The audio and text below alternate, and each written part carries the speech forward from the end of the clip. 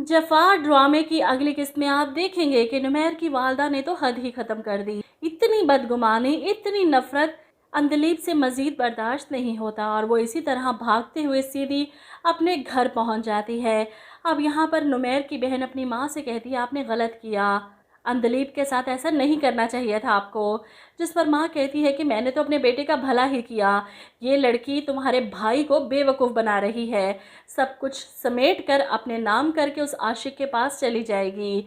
इनकी सोच इस कदर दकियानूसी हो चुकी है कि अंदलीब इन्हें हर हाल में बुरी लग रही है।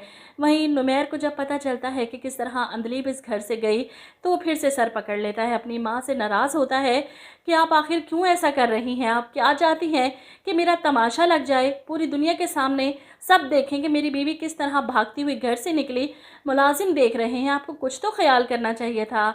लेकिन माँ की तो एक ही रट है, ये लड़की अब इस घर में वापस नहीं आ सकती। वहीं अंदलीब के लिए परेशान इसके पेरेंट्स बार बार इससे पूछते हैं कि आखिर उसमें हुआ क्या, लेकिन अंदलीब वापस जाने को तैयार नहीं। ऐसे में नुमैर को बुलाया जाता है। वो इससे नाराज़ तो था क्योंकि इसकी और ज़ारा की सारी बातें सुन चुका था और अंदलीब इसके ज़िक्र पर जैसे चुप हुई थी। इस बात ने नुमैर को थोड़ा डिस्टर्ब कर दिया था, इसलिए वो अंदलीब से कहता है, मेरा ख्याल है कि तुम्हें मोइज़ से जाकर मिलना चाहिए क्योंकि गलतफहमी तो अब काफ़ी हद तक दूर हो ही गई, तुम दोनों के बीच में नाराज़गी भी दूर हो जाएगी। ऐसे में अंदलीब को गुस्सा ही आ जाता है, किस तरह की बातें कर रहे हैं आप शायद भूल चुके हैं कि मेरी शादी हो चुकी है।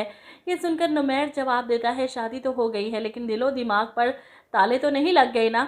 मुझे यहाँ बुलाने की बजाय उसके पास चली जाती ताकि जो रही सही गलतफहमी भी है वो भी दूर हो जाती तुम्हारी। वो जाने लगता है तो अंदलीब की माँ इसे डांट कर इसके पीछे भेजती है कि जाओ जाकर रोको इसे, नाराज़ हो गया है, फजूल बातें करती रहती हो तुम। अंदलीब माँ के गुस्से की वजह से डॉक्टर नुमैर के पीछे जाती है। आप मुझे गलत समझ रहे हैं, मेरे दिल में ऐसी कोई बात नहीं, मोइज़ को लेकर मैं आपके साथ रहना चाहती थी लेकिन आंटी। ऐसे में नुमैर कहता है, ये तो गलत बात है, तुम रहो मेरे साथ और सोचो मोइज़ के बारे में, इसलिए मेरा ख्याल है कि तुम्हें मोइज़ से जाकर सारे मामले को क्लियर कर लेना चाहिए और फिर मुझे बता देना कि मुझे कब पेपर साइन करने हैं।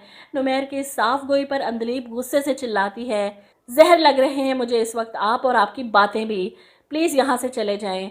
गुस्से में डॉक्टर नुमैर को यहाँ से भेज देती है क्योंकि मोइज़ के पास जाने का तो सवाल ही पैदा नहीं होता। इसकी वजह से जो बदनामी इसने सही है अब दोबारा वो सब बर्दाश्त नहीं कर पाएगी। इधर अपने माँ बाप को बातें करते सुन लेती है, नुमैर ने मोइज़ का नंबर मांगा है।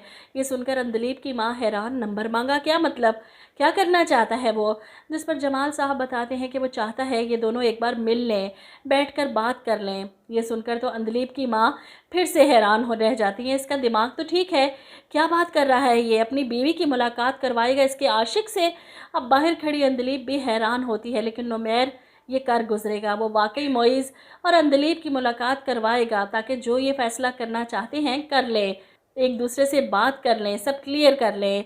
वहीं डॉक्टर ज़ारा को जब हसन के माजी का पता चलता है तो वो एकदम से ठंडी पड़ जाती है, गुस्सा, नफ़रत सब कुछ ख़त्म हो जाता है और हसन के सामने मज़लूम और मासूम साबित हो गया और इसी वजह से वो हसन को तसल्ली देती है कि मैं तुम्हें छोड़कर कभी नहीं जाऊंगी और दादो को भी इसी बात पर मुतमईन करती है कि अपने प्यार, मोहब्बत और तवज्जो से मैं हसन को इसके बचपन के ट्रॉमा से निकाल लूँगी।